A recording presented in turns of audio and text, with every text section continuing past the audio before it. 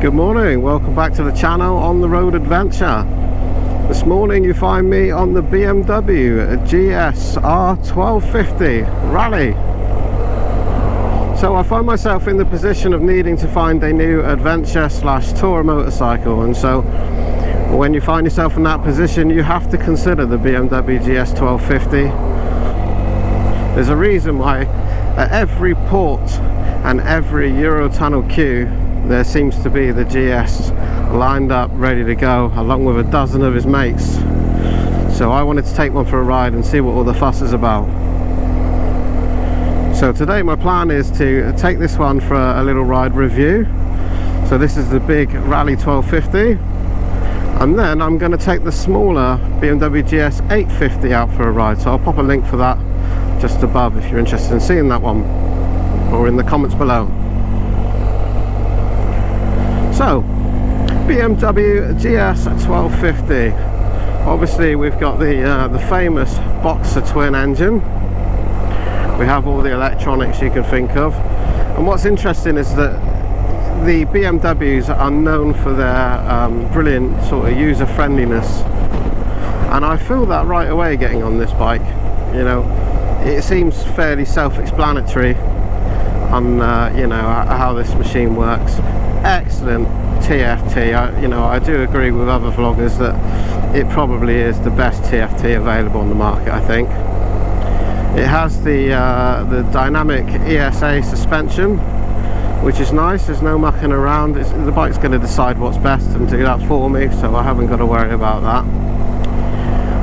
The bike has different riding modes. We have road mode, we have dynamic pro, we have enduro pro, and of course we have rain mode.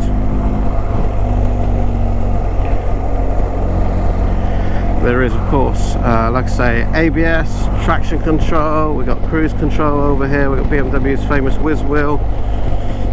So everything that we come to expect on these modern big bikes. This bike is kitted out, it has it all. Quick shifter, the works. The second I sat on the bike, I put both my feet flat on the floor and it was a bit of a reality check. The bike looks, you know, very big and cumbersome on its stand, but the second you get on it you realise actually this is very manageable. There's no problem at all. Nice big comfy seat, big wide handlebars. There is a bit of a sensation that the front wheel seems to be much further forward than it usually, you know, it is on most other bikes. And of course we got that telelever suspension. So this is my first time riding a bike with a telelever. So I'll see if I can notice any difference. Apparently it stops diving. That quick shifter is very nice. This bike is fitted with the aftermarket exhaust, so it's making some pretty sounds for me as we go down the road. Very nice too.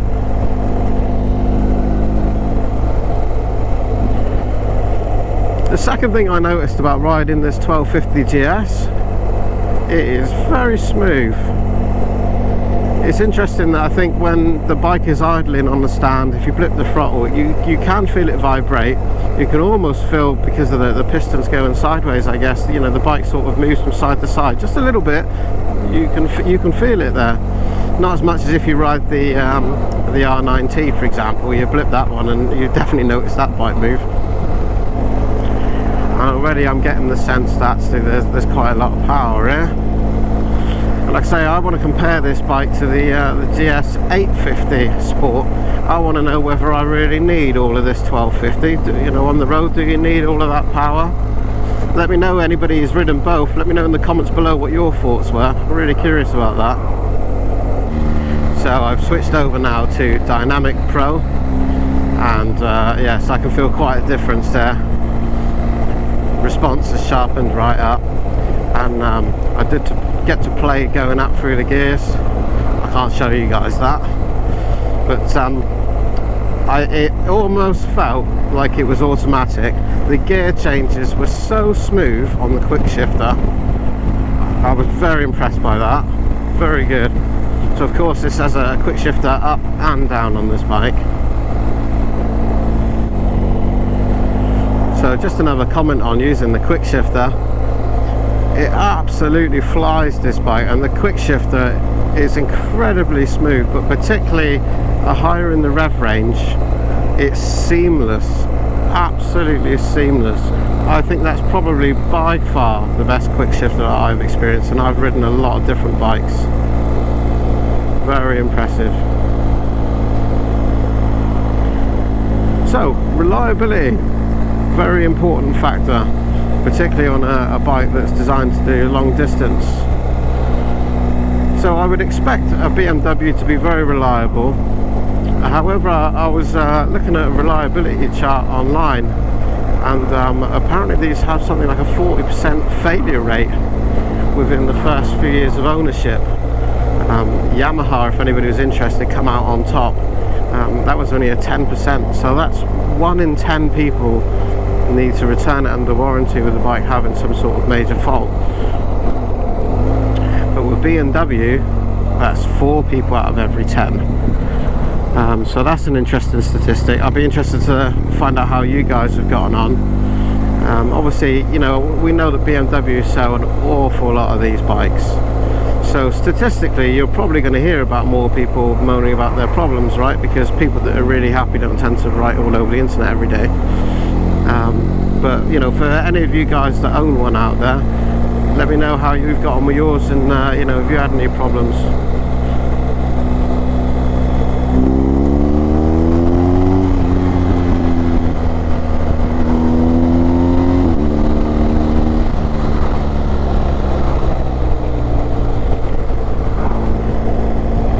So I can really notice that telelever suspension. Under braking, the front hardly dives at all. The bike handles superbly.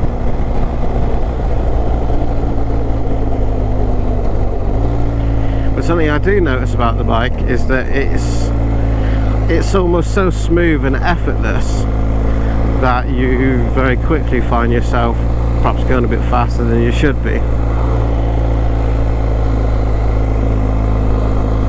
I wonder if that sort of reduces the enjoyment of the bike, because you know, so easily when riding this bike, you know, especially if you're going for it and playing with the gears, so easily you find yourself over the speed limit.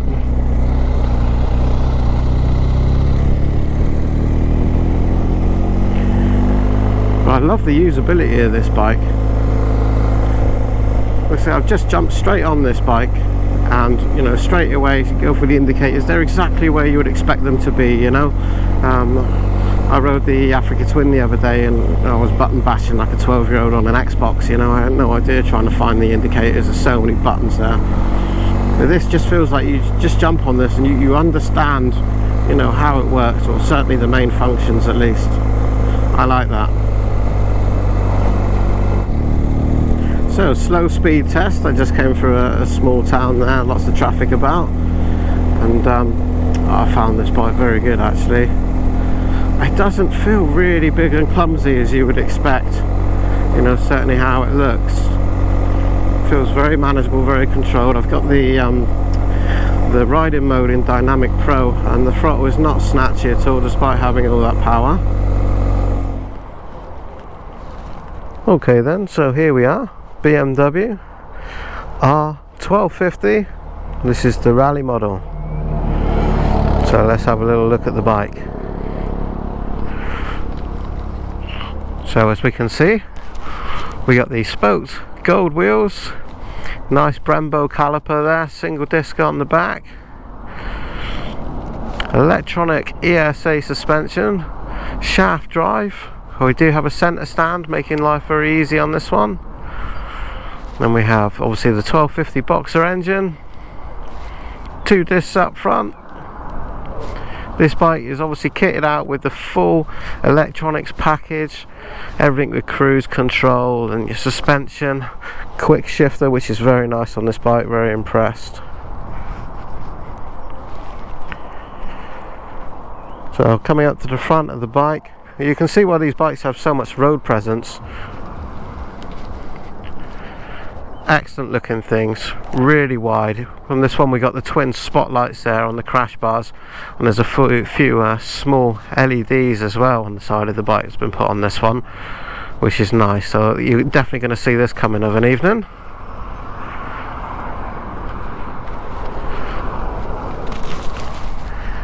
Here you can see the telelever suspension and the white shock at the back there, along with your normal forks. So that telelever suspension works. It works in the same way as the rear shock and swinging arm, just for the front end. So that makes front end dive very slight, and the handling is fantastic.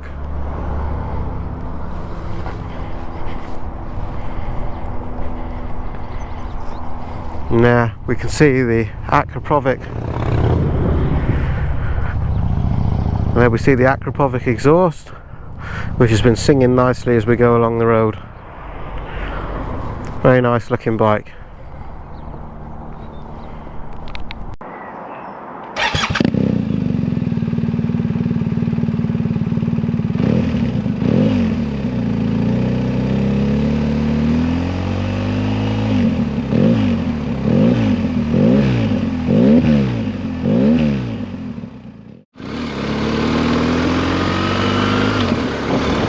Joining the motorway now.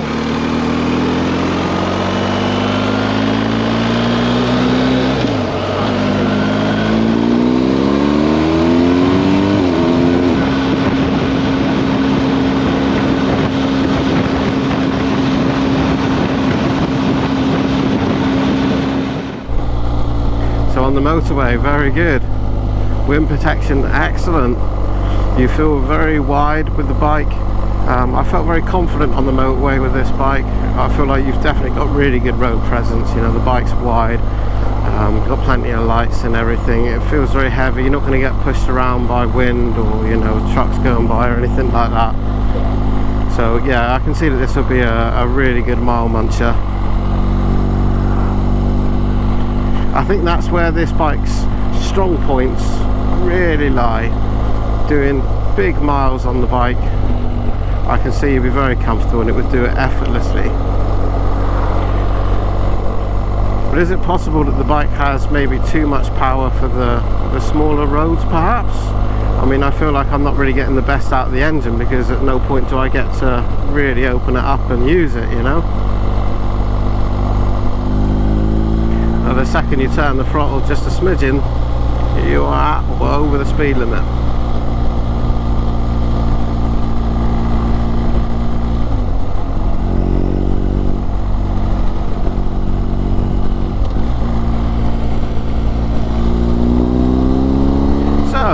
A-road twisties. Well, let's see them.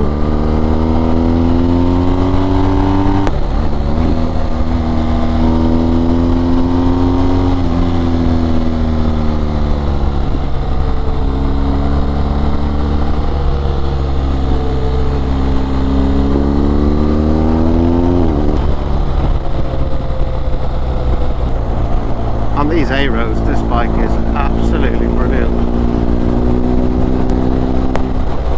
There's no doubt this bike handles superbly. Brakes feel good. No diving around. Everything flat and level and composed at all times. There's something I really notice about this bike. Maybe it's the wind deflection or just how torquey and powerful that engine is. But you feel like you're doing 20 miles an hour when you're doing 50. Which is fantastic for cruising and touring, but if you're out for a bit of a play, then you kind of like don't get that fun factor, that grin factor, until you're well past the speed limit, and on the daily basis that's going to prove you to be problematic.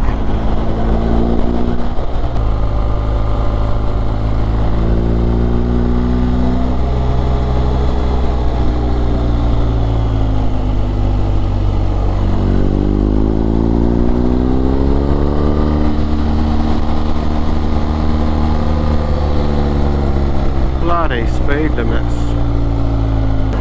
When you think about it, with the fastest speed limit in the UK being 70 miles an hour, do you need 130 odd horsepower?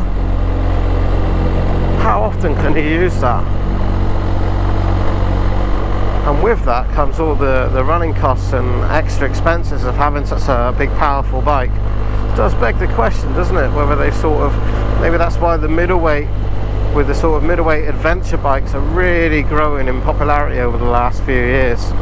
because they now put out so much power and torque at, you know, 800-900cc that you don't really need these big heavy 1250s anymore. You can't use it.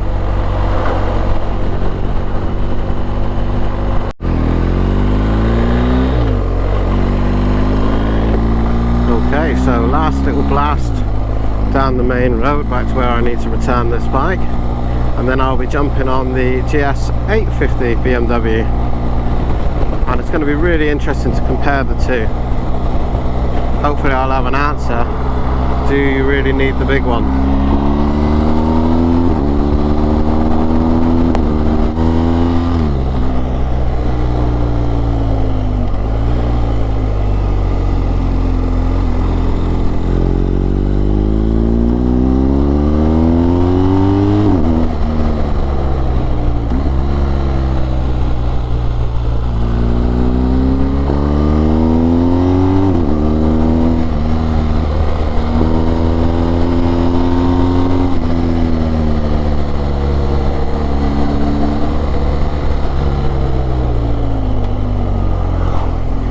So I use the brakes quite hard there, especially on the front, and the bike stays completely level. That telly lever suspension really does do a great job at stopping fork dive. That's quite impressive. So final thoughts on the GS1250 Rallye. Clearly a fantastic bike. Clearly very premium, has everything on it. All the gadgets, cruise control and all the rest of it, electronic suspension. That ESA does do a fantastic job, fair play. The very best TFT, great usability. Loving the telelever suspension, Brembo brakes, 1250 engine, boxer engine, all very, very good. Question is, do I need all of that? Do you need all of that?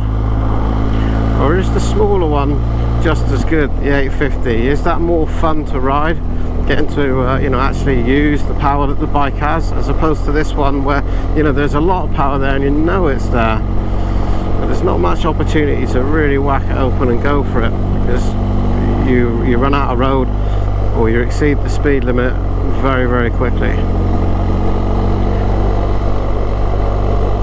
So find out, you can join me on the link above and you'll find out what I think of the GS850. In the meantime, if you enjoy the bike reviews, don't forget to subscribe to the channel and leave a comment down below. Let me know what you think. Appreciate it. See you on the road next time.